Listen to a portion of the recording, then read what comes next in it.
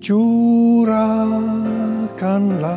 kuasa-Mu Tuhan, mujizat terjadi di tempat ini.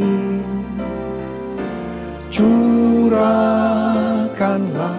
kuasa-Mu Tuhan, mujizat terjadi sekarang ini. Mujizat terjadi sekarang ini. Mujizat terjadi sekarang ini. Tuhan Yesus mati karena dosa-dosa kita. Dia dikuburkan, tapi pada hari yang ketiga dia bangkit dari kematian. Setelah itu selama 40 hari berulang-ulang dia menampakkan diri kepada murid-muridnya. Setelah itu disaksikan oleh murid-muridnya, Tuhan Yesus naik ke sorga.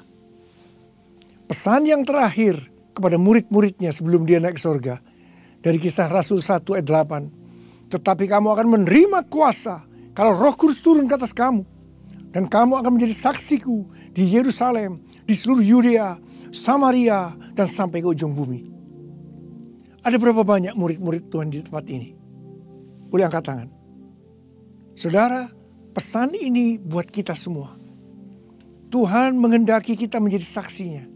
Di Yerusalem, di seluruh Yudea, Samaria, dan sampai ke ujung bumi. Yerusalem bisa diartikan di antara keluarga.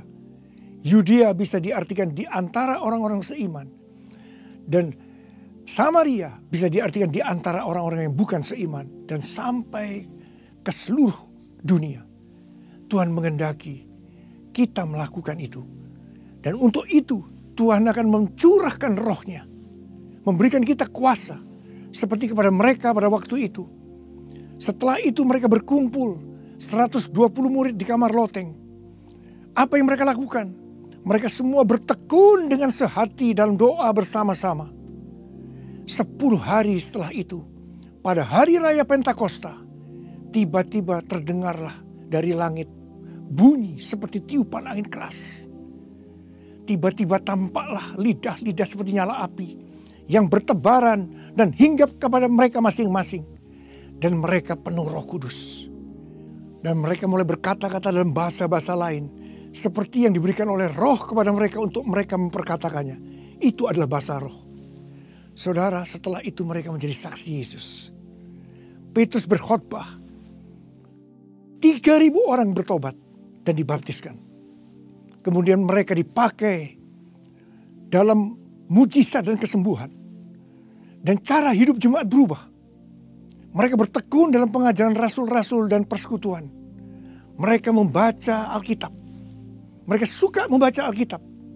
Mereka selalu berkumpul untuk memecahkan roti dan berdoa. Mereka suka berdoa. Mereka bergembira, tulus hati dan senang memuji Allah.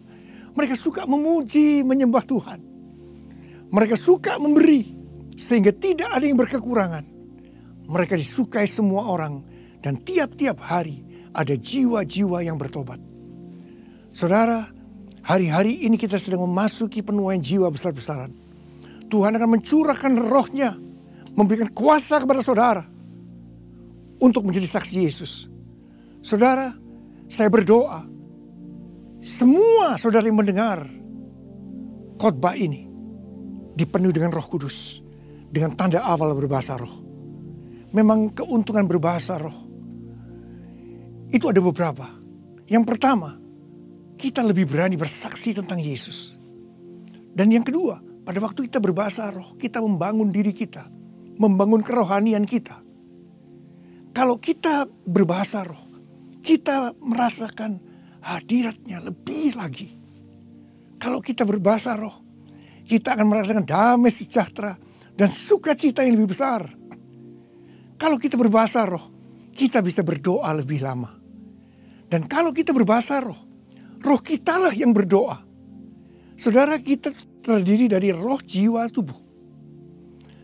Biasanya kita berdoa hanya dengan menggunakan jiwa dan juga dengan tubuh. Roh kita dibiarkan tidak berdoa. Sebab roh kita berdoa hanya kalau kita berdoa di dalam bahasa roh. Jadi pada waktu kita berdoa dalam bahasa roh, roh kita lah yang berdoa. Dan yang ketujuh, kalau kita berdoa dalam bahasa roh, kita masuk dalam perhentian, spiritual refreshing. Saya berdoa, ada berapa banyak di antara saudara yang hari-hari ini saudara rindu untuk dipenuhi dengan Roh Kudus dengan tanda awal berbahasa roh. Saudara boleh angkat tangan. Saya mau berdoa buat saudara. Angkat tangan saudara. Mulai buka mulut saudara. Jangan diam. Mulai buka dan katakan haleluya, haleluya, haleluya, haleluya. Ora lama syikiara la. Penuh Roh Kudus. Dipenuhi dengan Roh Kudus. Dipenuhi dengan Roh Kudus. Ora la. Ora la. Ora la.